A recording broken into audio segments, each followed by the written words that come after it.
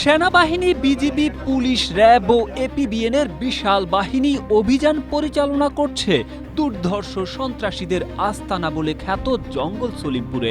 দুর্গম পাহাড়ি এলাকা জঙ্গল সলিমপুরে যৌথ বাহিনীর অভিযানের শুরুতেই দেখা যায় কোথাও রাস্তার উপর রাখা হয়েছে বড় ট্রাক, কোথাও আবার ভেঙে ফেলা হয়েছে কালভার্ট, নালার স্ল্যাবও তুলে ফেলা হয়েছে একটি স্থানে। অর্থাৎ যৌথ বাহিনীর অভিযান ঠেকাতে সন্ত্রাসীরা নানা প্রতিবন্ধকতা তৈরির চেষ্টা করেছে।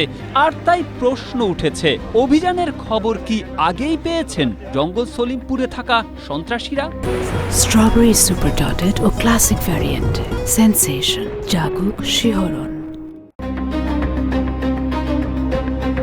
আইন শৃঙ্খলা রক্ষাকারী বাহিনীর কর্মকর্তাদের ধারণা, অভিযানের খবর আগেই পেয়েছেন জঙ্গল সলিমপুরে থাকা সন্ত্রাসীরা।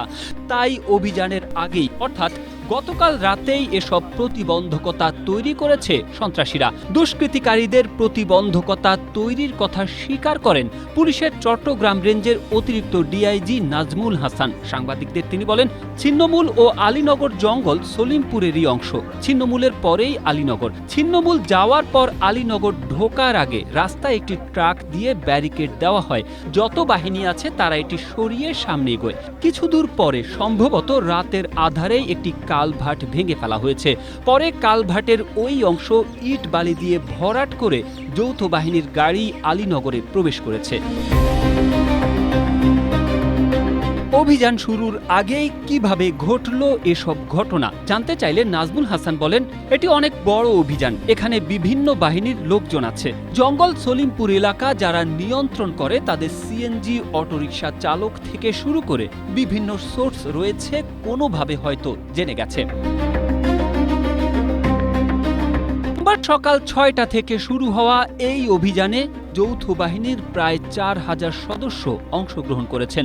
অভিযানের অংশ হিসেবে সকাল থেকে জঙ্গল সলিমপুরের চারপাশ ঘিরে ফেলে আইন শৃঙ্খলা রক্ষাকারী বাহিনীর সদস্যরা। প্রবেশ ও বের হওয়ার পথগুলোতে বসানো হয় তল্লাশি চৌকি, যাতে অভিযান শুরুর পর কেউ পালিয়ে যেতে না পারে।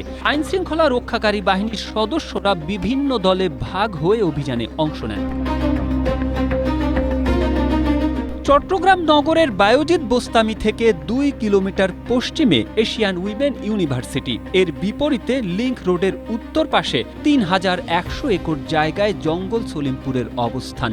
সীতাকুণ্ড উপজেলায় হলেও নগরের কাছেই এই এলাকা। এলাকাটির পূর্ব দিকে রয়েছে হাটহাজারী উপজেলা এবং দক্ষিণে বায়েজিদ বোস্তামি থানা।